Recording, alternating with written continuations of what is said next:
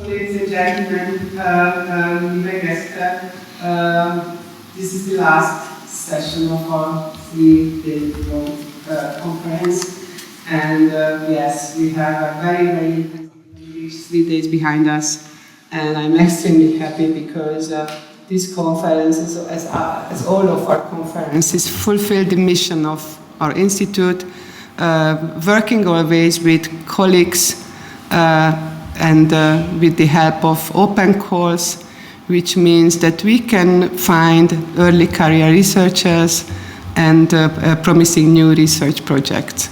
And as we have seen in the past 3 days, many new research results were presented here in our conference, and we also have and had a nice mixture of senior and junior scholars. So thank you again for all of the participants, and now, although all of us are pretty tired, and it's a very hot day in Vienna, we try to summarize the first impressions of these 3 days, and I ask Raul to start, to resume the conference, and then Gábor will continue, and last but not least, I will also say some words.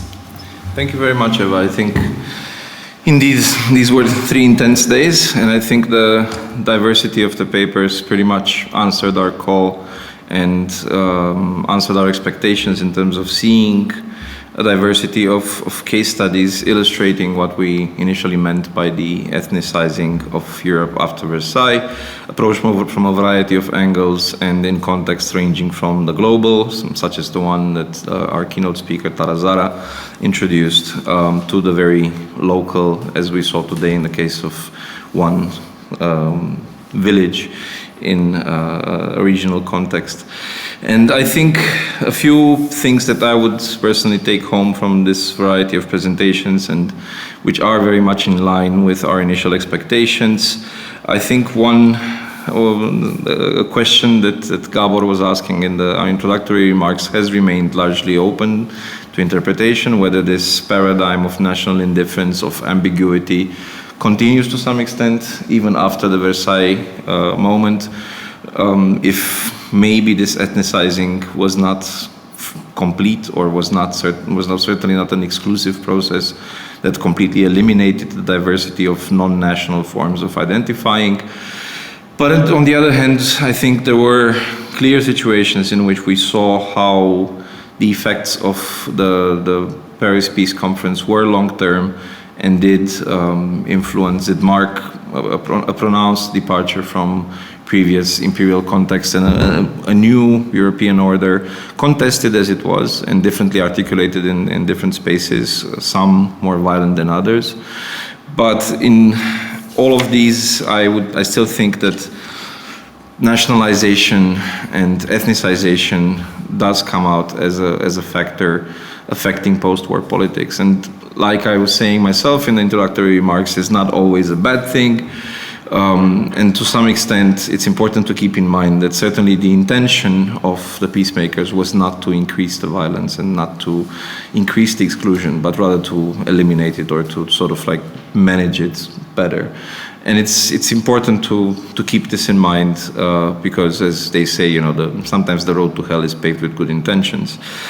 If I'm to express my own thoughts on what I heard these few days, I think what I find with Versailles, what I think came out of some of the presentations, is that to some extent it can be said to mark the end of nationalism as an emancipatory ideology, which it had been, I would say, over the 19th century.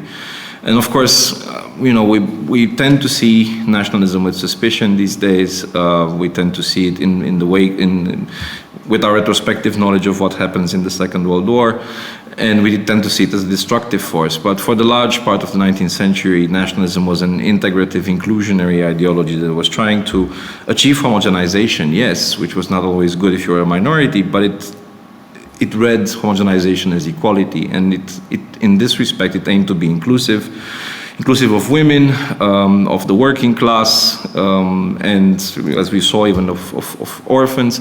It was to some extent an integrative project that, however, was very much entangled and imbricated in a set of other questions. And here I'm referring to what Holy Case, in her recent marvelous publication, The Age of Questions, identifies as characteristic of the age of the long 19th century and going all the way into the Second World War. And these were like the social question, the women's emancipation question. They could be various national questions like the Polish or the Irish one, but there could also be like larger geopolitical questions like the Eastern question of the collapse of the Ottoman Empire. But what I think happens at Versailles is that the national question is artificially excised from this nexus of questions with which it was intimately bound up before. So for example, and we saw this in several presentations, that the social context is very important. The social question becomes divorced from the national question, and this can have significant consequences, and some of them quite bad. In many of the presentations, the economic aspect came to the fore, and economic inequalities came to the fore. However, Versailles did not address these, and I personally think they did not address these on purpose. And something else that came to the fore, especially if I'm thinking now of Bella Bodo's presentation yesterday, was the challenge of socialism. And then this was something that was always in the background there when talking about the various impacts of the Versailles Peace Treaty on various contexts, the sort of the determined opposition to socialism and the determined effort to respond to the socialist challenge meant that politics shifts to the right in the post-Versailles period in many contexts. And this anti-socialism, I think, is very important to keep in mind when we think of the peace treaty, when we think of the minority treaties, and when we think of how diversity is conceptualized at Versailles. And of course, with socialism came anti-Semitism, because the two, as many of the speakers again pointed out, were linked by this Judeo-Bolshevik narrative that was gaining ground at this time. It was around since 1917, but it really kicks off in 1920 as a discourse that spreads across Europe and affects these various contexts. And, you know, just to quote from the abstract of one of the speakers in the last panel, Nicholas Hagen, I quote, "While initially based on a liberal agenda, these networks became increasingly entangled with the rising Nazi movement. Originally promoting an idea of Germanness based on culture and self-identification, they ultimately succumbed to Völkisch concepts." He was speaking about the Germans, but I think this can be extended as a concept for the various groups in Central and Eastern Europe. They start off from a liberal point, grounded in the idea of self-determination, but in their opposition to socialism and to left-wing politics more generally, they slide to the right, and they often come to identify with, as Alex Korb was pointing out in his talk, a growing European network of right-wing activists and eventually of fascist activists. I think it's also important, and we saw this with the presentations, to look at diversity below ethnicity. Although Europe can be said to have been ethnicized, several factors articulate that ethnicization. Social class, age groups, and youth comes prominently to the fore in the interwar period as a specific group driving politics at this time and demanding more attention. Gender is also important, the articulations of gender with the ethnicization of Europe, both in terms of like the practicalities of gender politics, but also in terms of the symbolics of gender politics and imaginings of the nation in gender terms. Town versus country and many other considerations play out. And along these lines, one thing that I always emphasize in my work, and I'll conclude with this, is that we can see a case of the diversity within what legally, formally are all minorities. The ethnic reversals that we heard about, especially of German minorities who lose their previously ruling class status, are one of the issues that affects the area more generally, and I think they can only be understood if we factor in class as well as nationality, ethnicity, culture, and so on. And since Gábor also brought up temporalities, and that's something of a pet project for me, I think one thing that's also visible in the post-Versailles order is the coexistence of different multiple temporalities, where you can see a nostalgia for empire articulating certain political projects, coexisting with notions of progress, but different notions of progress along different lines, and different imaginings of projects, as well as with more revolutionary temporalities of complete rupture and of a new temporal order that would be different from the liberal one. And here both the socialist and the fascist temporal regimes pose direct challenges to the liberal order established at Versailles. Thank you, Raul. Gábor? You can continue, maybe. Well, I will wait myself on the screen. So thank you very much, Raul. I will at some point echo what you have said, hope to add something at least, and not just simply repeating your conclusions.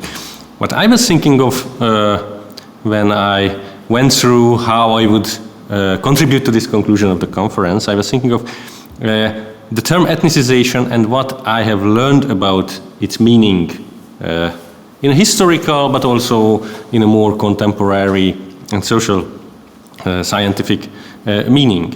And I noted 3 issues that I think were very important in the conference. I will go through them, starting with state and society. The starting point of how we usually think about ethnicization post-First World War in Eastern Europe, but in all other areas, is usually the state because of the dominance of the nation state in the political project. But many of the presentations, papers actually revealed the other side of it, the state, and some of them touched upon a very important issue that I would note here. Andrei Sorescu, to a certain extent Alex Korb's presentation was also belonging to this group, that actually in the imagination of what makes a nation resilient, the society gains also ground, and it's especially among minorities, but not just minorities, but with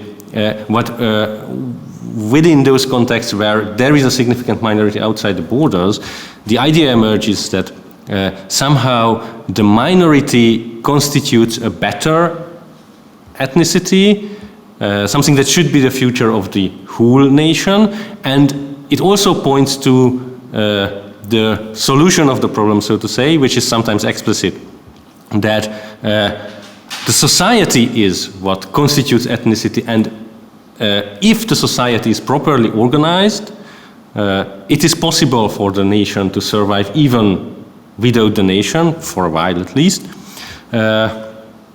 which is very important, I think, also for those ideas of how Europe should be reorganized, coming from the right, which was the topic of Alex Korb's presentation, which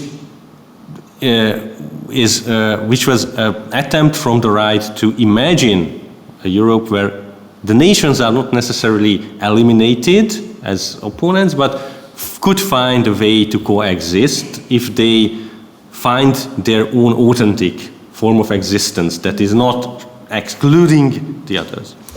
And if we look at another level, which was also discussed at the conference, for example, with the example of the microstates, we can also see this society in working, but a different aspect, how, what actually meant for local people in a local context, their ethnicity, how flexible the idea of self-determination could have been, and also how much actually history mattered for what they aimed at in concrete terms in this period. My second point is the definition of ethnicity. It was very important, I think, what we heard from Tara in her keynote, how we can rethink a bit ethnicization with using the lens of the race and racial thinking and racial hierarchies, but also in the discussion came up this difference between the definition and ethnographic definition of ethnicity and let's call it right now, for the sake of brevity, a kind of ideological political definition of ethnicity. And while the ethnographic definition asks more for experiences, this ideological political definition strives or aims at creating a political unity, and it means different normative frames.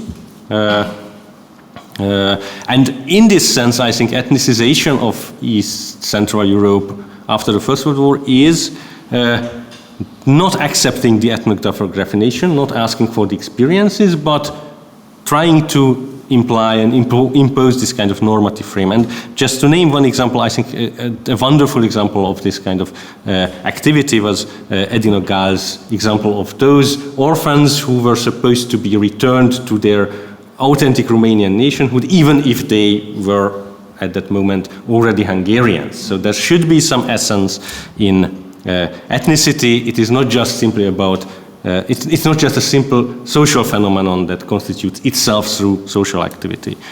And it is very important, I think, for answering the question whether there was a kind of inevitable dynamics towards more and more inclusion in the interwar period, but I will not dwell on it. One issue I would like to raise, however, is how much it is also inevitable to think in terms of ethnicity to create hierarchies.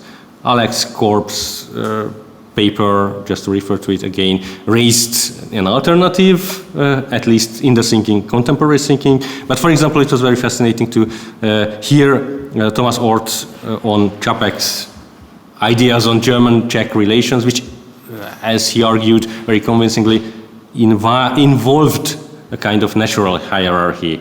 So there is no way to imagine the relation between two nations without an implied hierarchy.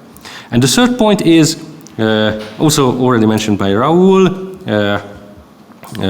is the space, what Eastern Europe means. And again, I think it's important to start from this kind of global positioning and the liminality Tara Zakra emphasized very much. But also, I think it's very important to see that at least the immediate post-Third War period is a very intense period in terms of presence and activity in the region. All kind of actors, transnational, local, are there, transcending and even transgressing borders, even the emerging national and state borders. There is a lot of thinking about how the dissolved economic space can be reintegrated again. And one thing I think is crucial and not frequently thought about is movement and mobility, not just in terms of the refugee waves, which is an important topic of historiography, but in a more general sense, how people move and how people continue to move in that space, even despite the emergence of these new borders. So an extreme density of mobility, so to say, what I would like to point out, despite the news. And just to name again a few examples, Richard Bahr in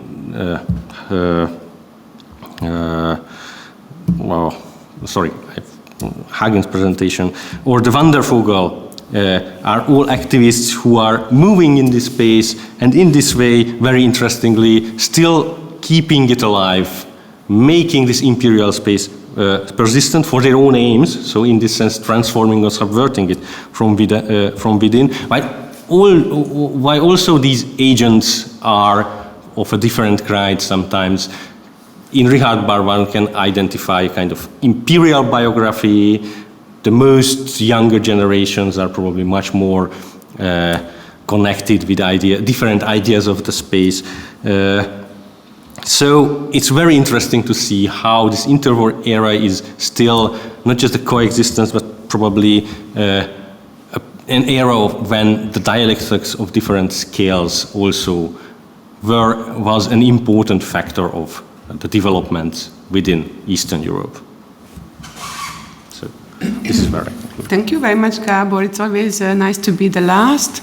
Many notices I did you have already mentioned, so I will not repeat it. But since I feel myself also a bit responsible for the title of the conference, which was sometimes also criticized, I would like to return to this question once again at the end of the conference. I started my introductory remark with a Hungarian Jewish intellectual, and now I would like to take the thought of Max Weber, who was also mentioned today, and who was a contemporary of World War I, and also father of the concept, the sociological concept of ethnicity. And if you study the biography of Max Weber, then you can observe that at the outbreak of World War, Weber, aged 50, volunteered for service and was appointed as a reserve officer in charge of organizing the army hospitals in Heidelberg. Weber's view of the war and the expansion of the German Empire changed, however, during the course of the conflict. Early on, he supported national rhetoric and the war effort. In the time, however, Weber became one of the most prominent critics of German expansionism. He joined the Worker and Soldier Council of Heidelberg. It also shows this fragile political identity. And it was in 1918 in Heidelberg. But then he served in the German delegation to the Paris Peace Conference. He opposed both the leftist German Revolution of 1918-1919 and the ratification of the Treaty of Versailles. As an advisor of the Confidential Committee for Constitutional Reform, he co-drafted the Weimar Constitution. More controversially, he also defended the provisions for emergency presidential power that became Article 48 of the Weimar Constitution, and this article was also picked by Hitler a couple of years later. Frustrated with politics, Weber resumed teaching after 1919, first here in Vienna, at the University of Vienna, then at the University of Munich. And another actual context, on the 14th of June 1920, Max Weber contracted the Spanish flu and died in pneumonia in Munich in the same year. Weber discussed the links of ethnic communities as follows, and I will quote this sentence, this definition, because I think it's really amazing if we see it as a definition of a contemporary who also experienced the war and the peace treaties. The belief in a group affinity, regardless of whether it has any objective foundation, can have important consequences, especially for the formation of political community. We shall call ethnic groups those human groups that entertain a subjective belief in their common descent because of similarities of physical type or of customs, or both, or because of memories of colonialization and migration. This belief must be important for the propagation of group formation, and conversely, it does not matter whether or not an objective blood relationship exists. Ethnic membership, the so-called Gemeinsamkeit, differs from the kinship groups precisely by being a presumed identity, not a group with concrete social action, like the latter. In other sense, ethnic membership doesn't constitute a group. It only facilitates group formation of any kind, particularly in the political sphere. On the other hand, it's primarily the political community, no matter how artificially organized, that inspires the belief in common ethnicity. This belief tends to persist even after the disintegration of the political community, unless drastic differences in the custom, physical type, or above all, language exist among its members. So I think it's an excellent definition which can open the discussion for this very last round of the conference, because it opens again the for a more dynamic conceptualization, as you mentioned, Gábor, but probably also to criticize the Weberian definition. What about the locality? What about the political agenda behind the ethnicity? What does it mean, ethnicizing? Because he had a kind of idealized view of ethnicity, having as a term of social action and not as a kind of institutionalized power. So now I would like to open the door, and please use the raise hand button, because then we can see you, and then maybe we can also reply your question. So the floor is yours for yours in the audience. I see only very small red buttons. Yeah, just a note from our side that we don't see who is raising their hands or asking a question. So you would have to speak for us to know, to hear you and to know what you would like to discuss. Philip helps us. Philip is helping us to moderate. No worries, we see it in the background. Okay, then we can discuss it. Okay. Who wants to reply or add one more comment? Well, I mean, if I can pick up from your Weberian definition of ethnicity, and I think to a significant extent, although Miroslav Hroch is a bit more primordialist, if you want, than Weber, in that he believes that for a nation to exist, there has to be this belief in the existence of the nation, but there also have to be some objective conditions. And I think, the Weberian definition is elegant, and I think I like its circularity of the belief in ethnicity, the belief in this group affinity being necessary for a political community, which in turn enables the belief in ethnicity. So it goes back to. But I think there are some objective conditions, the ones that Hroch points to, such as language, for example, does exist, and why a certain language would become more relevant than others, why a certain dialect would become dominant, again, can be explained through social factors and through various dynamics playing out within the nation. And I think it's important here to see nationalism as an open playing field of various ideologies and various political actors who make use of such a belief in a group affinity of ethnicity for various political projects. I think that's my attempt has always been to pluralize nationalism and to look at the fact that it can mean different things to different actors. And I think what this can I mean, it's not serving as in any way as a criticism of Weber's definition, is that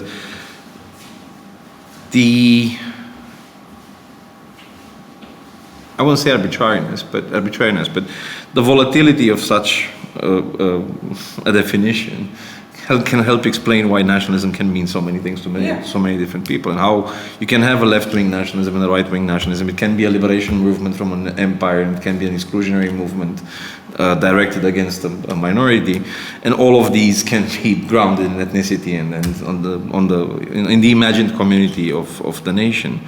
But then the question remains, what are those objective conditions? And are there any objective conditions that matter? And I think they matter when they're made to matter. And here language becomes over important, also at Versailles, because these minority rights and the question of majority-minority is very much framed along cultural and linguistic lines. And I think this is, to me at least, something that's very, very important at Versailles. And on the one hand this, and on the other hand the context of the attempts to delegitimize the left and left-wing activity explains for why a certain form of nationalism rather than another comes to the fore into a period, and why nationalism suddenly turns from a leftish ideology to a right-wing one into a period.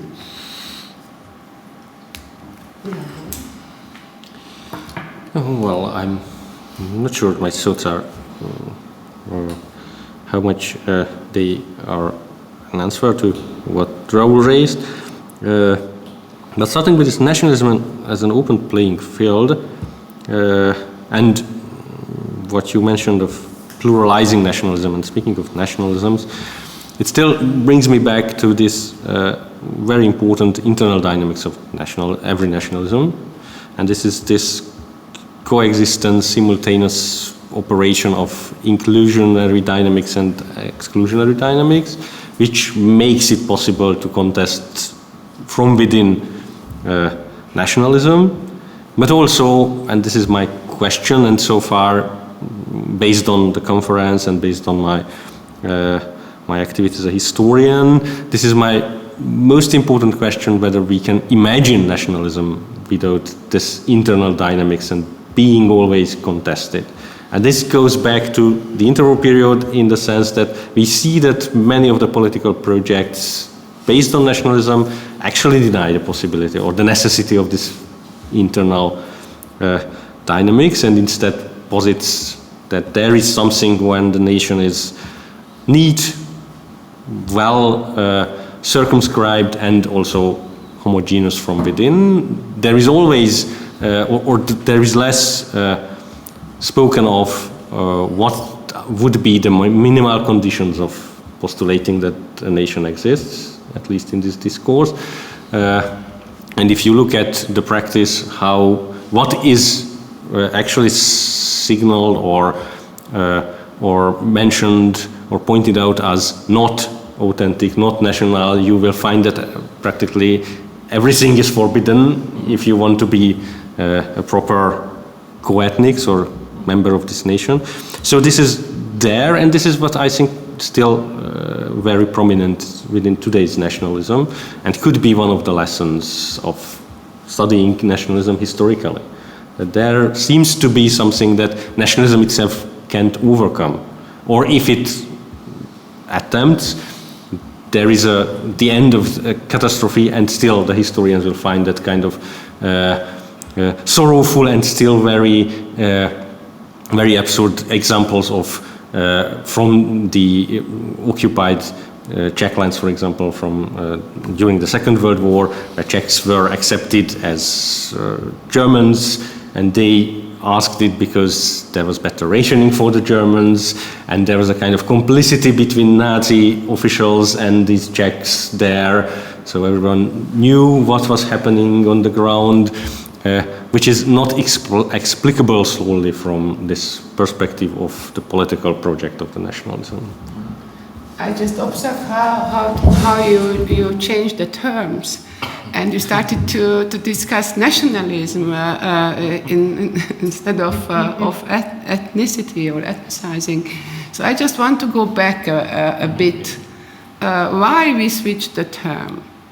And I wonder whether it is because of the state, so the institutionalization, because of the ethnic entrepreneurs, and if it is the case, then whether ethnicity is a very fragile and diverse entity of a society which can be depressed, can be annexed, can be or prescribed or overscribed by power, like state, as Tara mentioned, the global racial hierarchies, because within the racial hierarchies, we still find the ethnicity, but ethnicity maybe doesn't matter anymore. So I just want to turn back a bit to this field. So why we change the terms? What does it mean, nationalism, national entrepreneurship? How we can find still ethnic belonging and this belief of being part of a community? Well, I mean, I completely agree with you that it has to do with the state, and I would add statism as more than just state, and sort of like as an ism that's centered on the state. And here I'm very much following Sinisha Maleshevich. So I'm sticking to a sociologist who thinks that the power of nationalism resides from its infrastructural capacity to shape society and to the very fact. I mean, others have pointed out that there's the concept of banal nationalism, of everyday nationalism. The very fact that you're. I mean, now we have the euro, but money used to be national. You carry them in your pockets, and you have various things inscribed with the national symbols in your pockets at all times. An ID, a passport. You see the flags. You don't even notice them anymore because you see the flags every day. And this is how the nation eventually gets its grasp of society. And I do think that ethnicity, the reason why I switched personally is I think that ethnicity without nationalism, at least historically speaking, is, I won't say it's irrelevant, but I would say it's less impactful when we talk about the period we're talking about, absent the nation state and absent this normativization of the nation state that I think happens at Versailles. And I think this is what I'm interested in, and so far I'm answering your questions, but I want to raise one for you guys as well, and again for the audience, of course, if they want to contribute. Because my question is, to what extent does this matter today, and to what extent can we take the lessons of Versailles to the present day?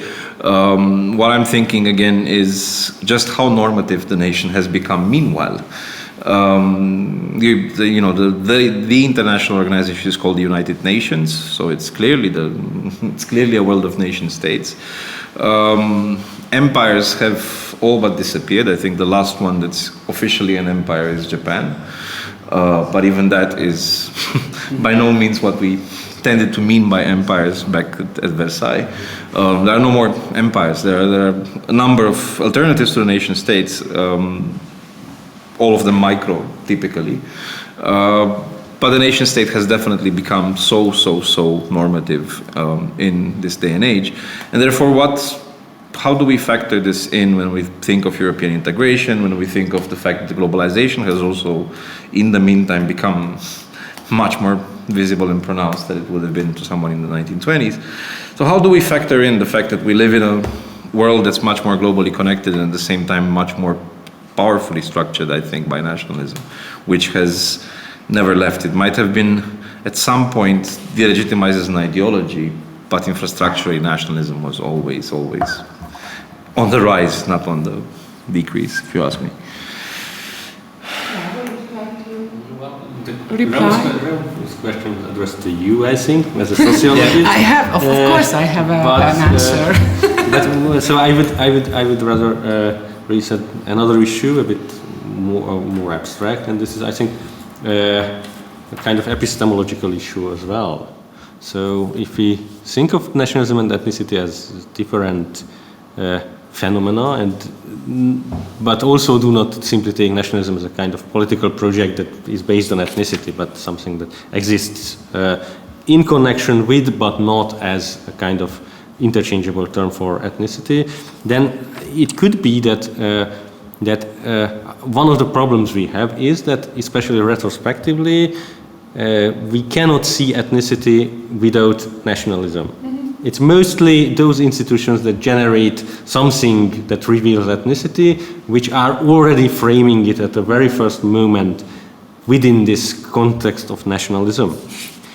And that defines practically everything. We can deconstruct it, but probably it is impossible to reconstruct that way, as it is still probably possible with the methodology of some social sciences in today's context.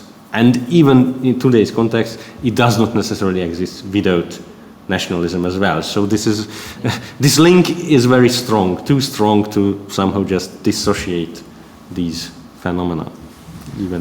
I just want to say something very shortly because it was touched upon in many presentations in the past 3 days, and it is locality. And I think it's a more neutral category like ethnicity, but if you see the sociological or anthropological literature like Arjun Appadurai and others, they established a model in which nation-state is in a struggle with localities, because in locality social diversity is extremely important. Social agency is always there. The nation-state cannot sleep. The nation-state has to discipline each citizens in different ways of birth control, linguistic universe, as you mentioned already, and many presentations also did it. So I think this is Versailles. This is exactly Versailles, which built a kind of opposite between the citizens in a given locality and imagined nation anywhere else. And imagination, as Tarazara also mentioned, is a kind of power and discipline, a kind of structure. It's not an acting body or a form of communication in which you can present yourself differently. And I think this is the crucial point in Versailles, that they produced citizens in a different way as imperiums produced or used to produce earlier. But because in imperial order, the locality played an extremely important role because of the rural community, etc. So there are many components why it happened in that way. But after that, with modernization and Versailles, I think locality became a kind of combating field of nation building, which is really crazy. And this is what is responsible for the dynamics which we can observe already now. So this is my answer. It's very sociological, I know, but maybe it can help. I completely agree with you as a historian. I think locality is the sort of like the thing to overcome for any nation building project, because locality is a strong attachment, and it's one which is much more linked directly to everyday lived experience than an imagined community is. But for that reason, especially for that reason, it's the thing that Versailles needs to get rid of, because it falls through the cracks of an international order structured by the nation state. But here one thing that I found very important in Tara Zara's keynote, and what I also think in looking at Versailles, is that it's perhaps partial reading of Versailles if we focus on the nation state and self-determination as the guiding principles, because it makes it look so neat and so organized and so simple when it was anything but. And I think the hierarchies that Tara mentioned, and the hierarchies that you can clearly see at the peace conference, you have on the one hand the big four, and then you have all the others, and the others are in a way petitioning the big four. They're not in a position of equality, even if they're victors. I mean, a country like Romania, which is technically a victorious power and is not in any way equal to France, but it's petitioning France for whatever its desires are. So those hierarchies are extremely important, and they shape Versailles as much as the nation state that's made normative. One thing that I've already mentioned in my introductory notes was that, minority treaties are not for everyone. They're just for the states which are deemed to be in a position to need minority treaties because they're not civilized enough fundamentally. And this is a continuation of this notion of the standardized civilization, which is very much an imperial one dating back to the 18th, 19th centuries, not really a progressive model. So I think to an extent the legal order established at Versailles, and legalism matters. I think another important aspect at Versailles, which wasn't that much touched upon in the presentations at the conference, but I think which needs attention, and it's getting a lot of attention recently. Gábor mentioned Natasha Whitley's volume on that, and it's a very important, I think, intervention in dealing with the legality of Versailles. But it makes the international order a legal one to an extent which is unprecedented before the Paris Peace Conference. Elites, whether national or local or whatever, need to learn to speak legalese in the interwar period, and at least until the League of Nations loses its credibility in the 1930s and starts being sort of like ignored by various powers, the language in which politics is made becomes, I would say, much more legal than it had been previously, even though, of course, that legal order is very much grounded in power considerations which never go away and is again unequal and hierarchical and so on. But the very introduction of this legalese, I think, reshapes the field of engagement of both states with their populations and states with each other internationally. Somebody's coming. No? Okay. Then just the monitor changed. Okay. Well, I would add something kind of inspired by what Raul mentioned last in his last intervention, and that's again, this is also really interesting to see that all of these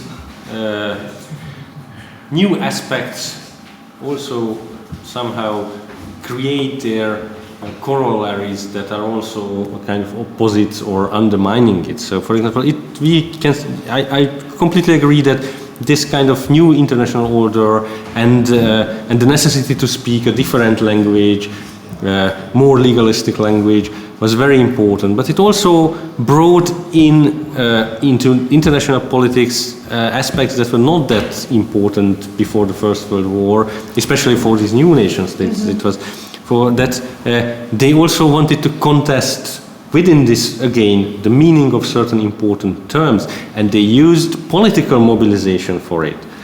They used the public opinion, or tried to use the public opinion of certain great powers whom they thought could influence the actual interpretation of these international legal acts for the benefit of their states or their ethnic kin abroad. And this is something new within politics, and it's political mobilization. And this is very interesting to see that, again, I think it goes back also to, or can be connected with locality as well, because again, I completely agree that locality is very important and was very important, and we see fascinating examples in these microstates that were probably the most important manifestations of the importance of locality. And still, somehow, on the other hand, the most important political social project of the era are about somehow overcoming locality, creating something that is beyond the locality,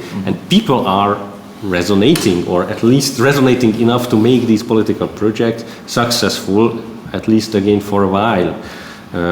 So it's very interesting, the dynamics of this situation, the new international system with the nation states that, on the one hand, seem to be the dominant forces, the only legally accepted forces, and still somehow even the great powers somehow exposed to such phenomena like the international public opinion. What would have thought before 1914 that it is possible to pressure some Great Britain to make a concession on colonial issues, even if just a tiny one? I think it's an absolutely important point which we haven't discussed yet, the communication, because this is exactly the time of mass media, 1920. And on the other hand, I think it would be also extremely important to mention in the concluding remarks what kind of role national and global economics played. And there were some very important presentations in these 3 days in which we learned about it, but I still don't know whether it was also a formative change in the economic communication because of the new European order, or as I learned from Gábor's fieldwork, these bigger economic structures became more stable than state borders, and produced a kind of so-called hidden order of communication. So what is the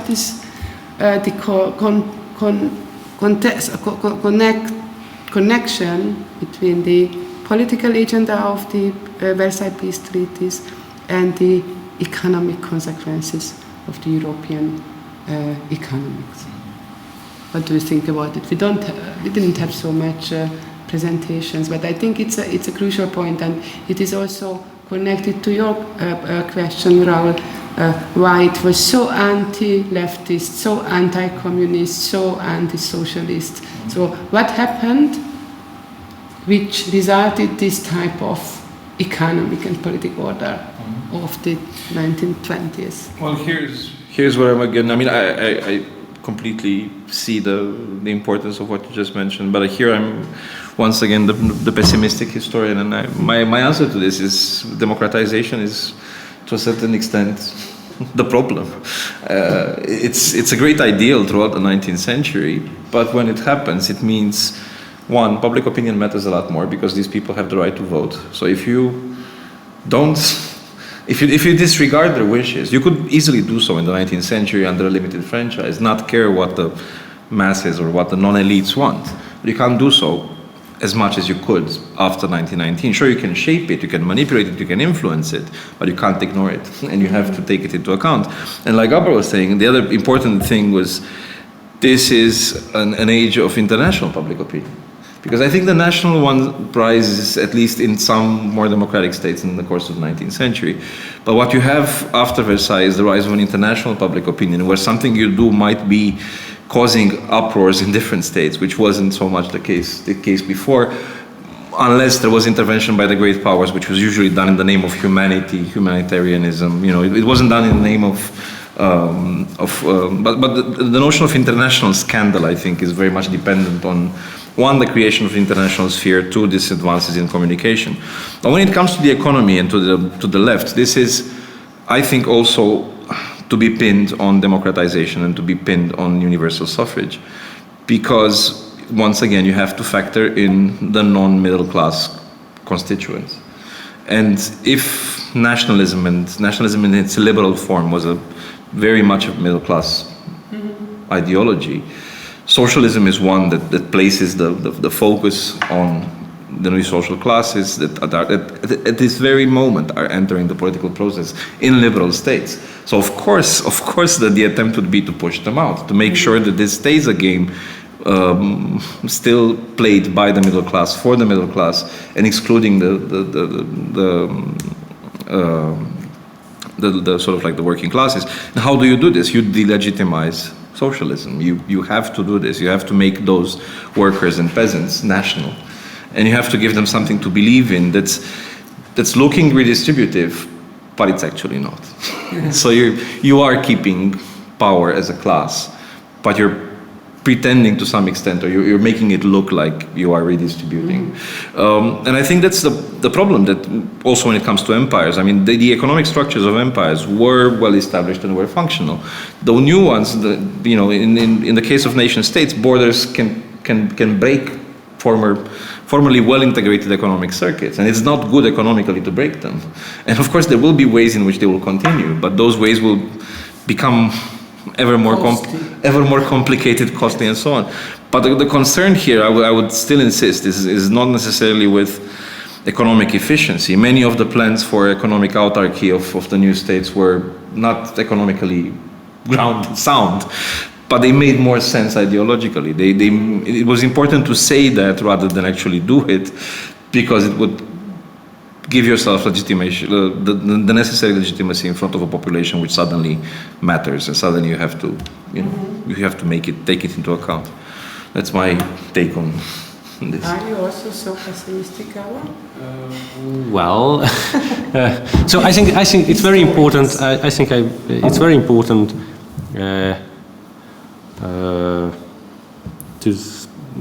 to see this role of democracy and democratization and public opinion as well in this economic regard. Because even though the recent economic history works on the transition and the period tend to argue much more continuities within business networks, and I would emphasize some slight difference between business and economy, so this is not the same thing. Most of these happened intentionally out of the sight of the public, because it was illicit, because it contradicted the stated aims of the nation states, and that was also something that one can argue removed economics and business much more from the realm of politics. So there was an intentionally created gap between what was the reality of, for example, nationalizing foreign capital in Romania, which did not happen because there were very nice Romanian Stromans who were actually old business associates of the Hungarian and Austrian capitalists who owned these firms there. And this is also true for the international economic order as well. So, for example, it's a usual claim that the Austrian stabilization was also some kind of colonization through the League of Nations, and recent research actually argued that no, the Austrian government could leverage many issues against the League of Nations, and very much achieved its own goals and political goals, and still in a familiar fashion, scapegoating the internationalists. That they were the reason for the hardships of Austrian society. So a lot of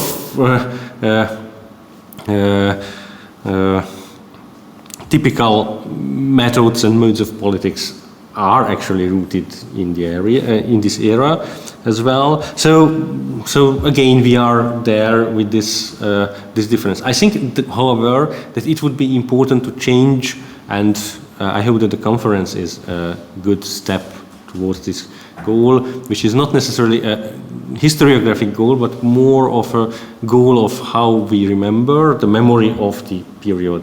To look at these discrepancies could help us to see what actually wasn't there, but we think it happened after Versailles. So what did not mean the ethnicization, which is very often considered to be traumatic for certain societies, and still reason for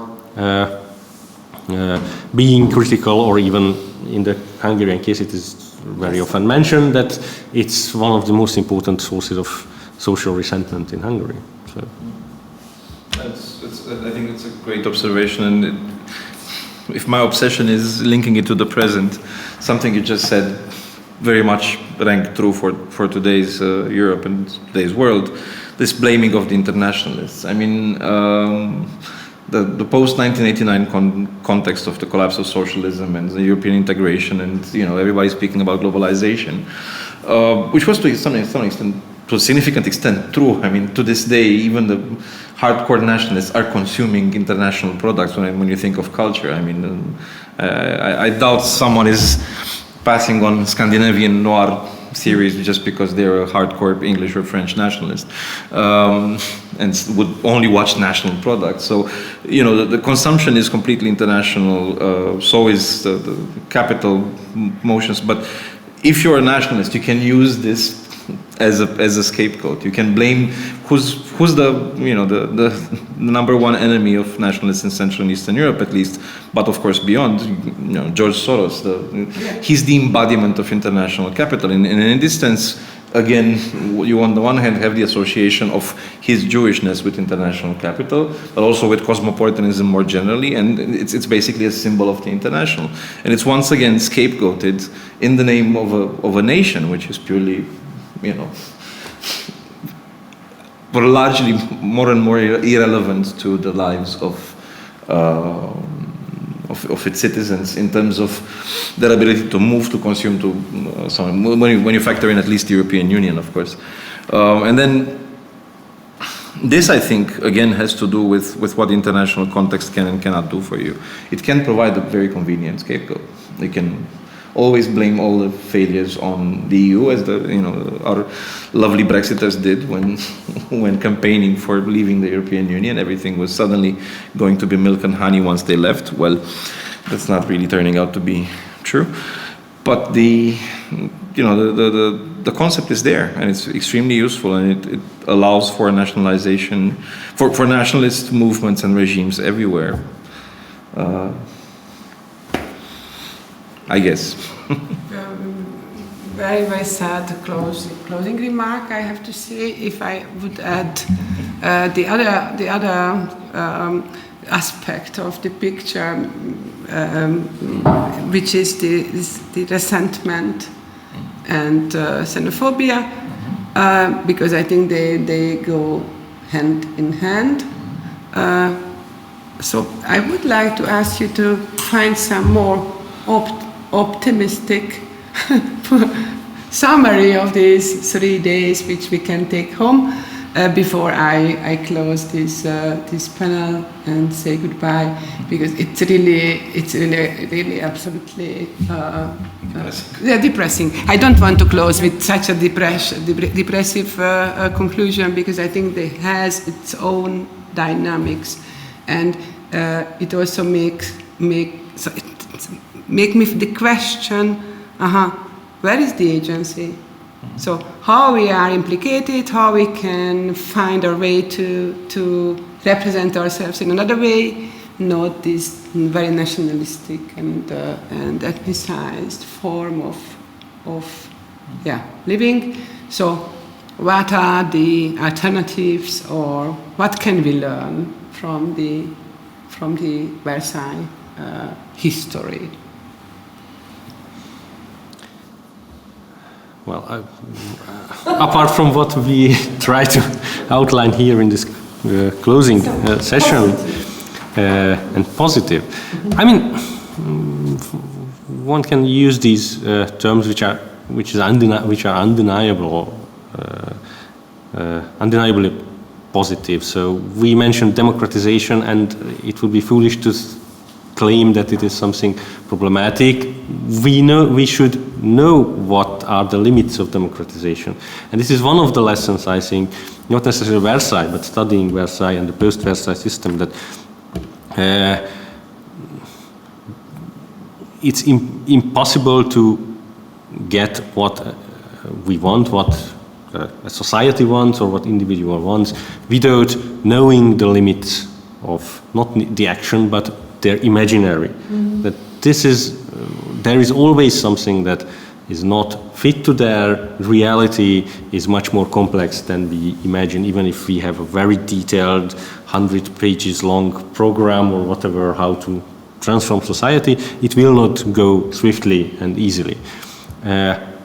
But it's also, I think, very important to see that even if we look at many of the much more sorrowful episodes of this story, again, excluding the most tragic ones, we can find that the agency there. If we look at individuals, even if they are not actively resisting, they somehow very often subverting the system.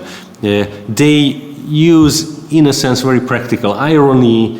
They learn the rules of the game and very often try to use it for their own advantage and not aligned with what are the normative expectations.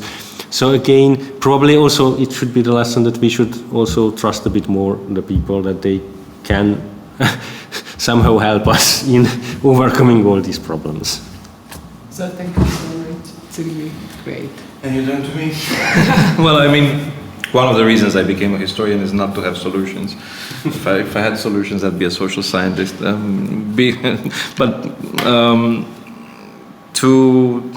To turn more serious and try to think of an optimistic way to conclude this, I think one of the things that the pre-Versailles period and that engaging with Versailles as a form of ethnicizing tells us is that diversity is much more diverse than we think. And I think one of the things that I have the national indifference, national ambiguity paradigm to thank for is making me aware of this in the sort of like case studies I was looking at. That this was not a matter of predetermined Germans, Romanians, Jews, and Hungarians, but that those terms could mean so much more and so much less than what they appear on the face of it. So I think keeping this in mind, that diversity is and was more diverse than just the story of majorities and minorities, is a very important lesson for today. The second thing that I would link to this, and sorry about the obsession, but that is what I think is a solution, is that this kind of diversity, which is now very visible in public space, we have the visibility of racial groups excluded on racial basis, gender, sexual minorities, and so on, which were groups that were inconceivable at Versailles as possible protected minorities. But I think what these categories have in common is that they're read mostly culturally. And I think we need to bring back the notion of economic inequalities in conjunction with these, because otherwise we're repeating the mistake of Versailles, where we're artificially separating culture and cultural identity from its socioeconomic underpinnings, which I think are crucial in conferring the relative degree of power that the different groups have. And I see a possible solution here in sort of like bringing a more class-based, classic left-wing politics in conjunction with the sort of like identity politics, because this way we can take it away from the right, which is itself using this kind of identity politics very much to its own advantage, like they did in the war period. So I think my solution would be that. And coming back to agency and then finishing on this, I agree that agency exists. It's in a very unequal, asymmetrical system. You have considerably less power than you are made to believe but you do have it, and ultimately it is up to individual choices to sort of like find a way out of the impasse, and also to realize that enemies are more often than not delivered to you as such by others rather than somehow personal. And I think realizing that is already a big step ahead in terms of overcoming othering. So, dear Gábor, dear Raul, thank you so much for these very, very inspiring closing remarks, which we can take home. I have also a very optimistic last sentence. We would like to publish the presentations in a written form, so we will send an email soon to all of our participants. So thank dear friends, dear colleagues, anywhere in the virtual world, thank you so much for following us, giving presentations to our audience, and I also want to thank you, dear colleagues from the Byzantine Institute, who were absolutely busy organizing and realizing this conference under not extremely human conditions of online conferences. So thank you very much, thank you all, and see you soon in another workshop or lecture of the Byzantine Institute again.